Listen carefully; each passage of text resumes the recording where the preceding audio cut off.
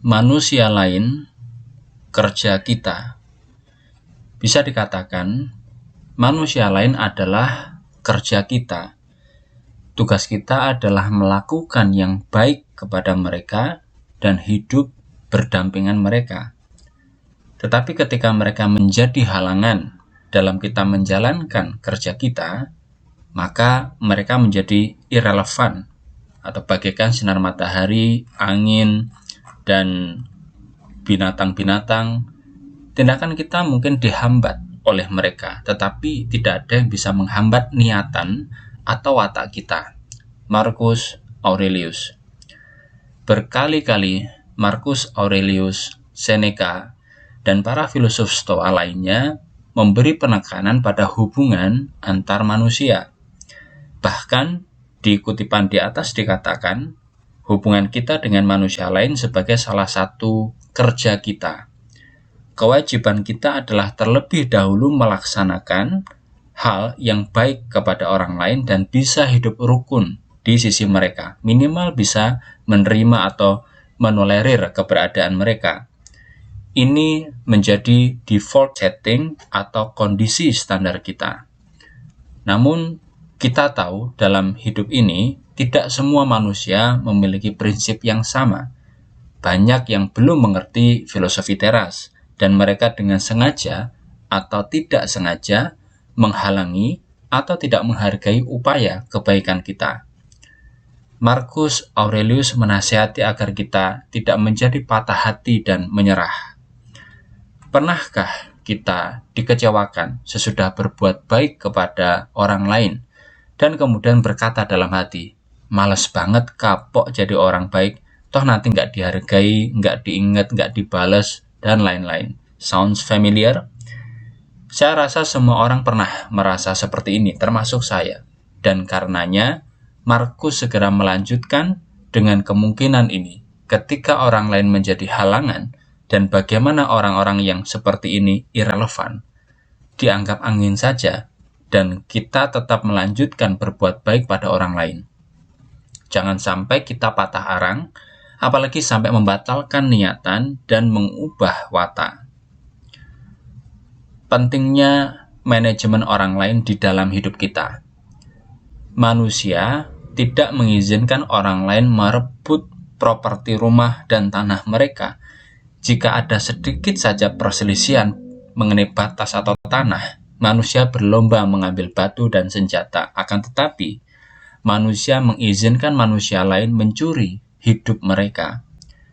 Kamu tidak akan menemukan orang yang mau membagi-bagikan uangnya begitu saja, tetapi berapa banyak dari kita yang justru membuang-buang hidup kita sendiri. Manusia pelit saat menjaga harta benda mereka, tetapi begitu soal membuang-buang waktu, kita justru boros. Padahal justru disinilah kita harus pelit. Seneca sungguh memiliki pengamatan tajam akan ironi dari perilaku manusia. Kita tidak segan-segan mengangkat senjata jika menyangkut urusan sengketa tanah dan harta. Pertemanan, bahkan tali hubungan saudara atau orang tua anak bisa putus hanya karena perebutan warisan, rumah, perusahaan, dan lain-lain. Kita sangat murka ketika ada yang mencuri harta kita atau tidak mengembalikan hutangnya kepada kita. Namun ironisnya, kita justru membuang-buang hal yang lebih bernilai dari semua itu, yaitu waktu yang ada di dalam hidup kita. Kita bisa menyia-nyiakan waktu dengan memberikan terlalu banyak porsi waktu kita untuk emosi negatif kepada orang lain. Mungkin kita menyimpan dendam bertahun-tahun atas masalah yang sudah lama berlalu. Atau kita menghabiskan berjam-jam menggosipkan orang lain tanpa mengubah keadaan menjadi lebih baik. Atau kita terus mengomel dan berkeluh kesah mengenai perilaku orang lain kepada kita tanpa kita mencari solusinya. Atau kita bertahan dalam pertemanan, pacaran, bahkan pernikahan yang toksik atau beracun selama bertahun-tahun yang akhirnya menghancurkan jiwa kita sendiri. Semua ini sama saja seperti menghamburkan waktu kita kepada orang lain, yang mana menurut Seneca ini lebih buruk daripada menghamburkan uang. Seneca mengingatkan kita akan pentingnya manajemen waktu yang lebih penting dari manajemen uang. Mengatur waktu di sini termasuk juga memperhatikan waktu yang kita curahkan kepada orang lain. Jika kita tidak suka uang dan harta kita dicuri atau diambil orang lain, tidakkah kita harus lebih ketat lagi menjaga waktu kita?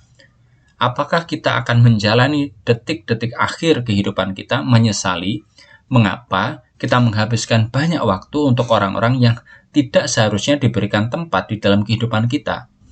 Karena uang dan harta benda selalu bisa dicari, tetapi waktu adalah harta yang tanpa ampun terus menghilang dari kehidupan kita, terus mendekatkan diri kita kepada kematian. Intisari bab 7.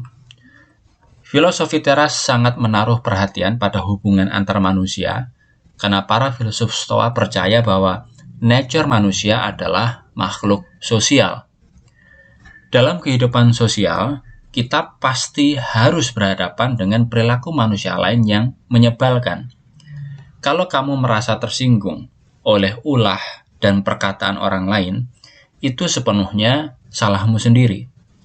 Di balik perilaku menyebalkan orang lain, kemungkinan besar tidak ada motivasi atau niatan jahat, tetapi ketidaktahuan atau ignorance.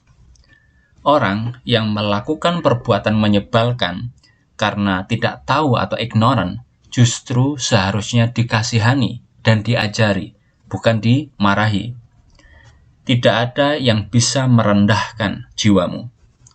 Kemarahan kita jauh lebih merusak daripada penyebab kemarahan itu sendiri. Selalu ingat kemungkinan bahwa kita yang salah atau keliru.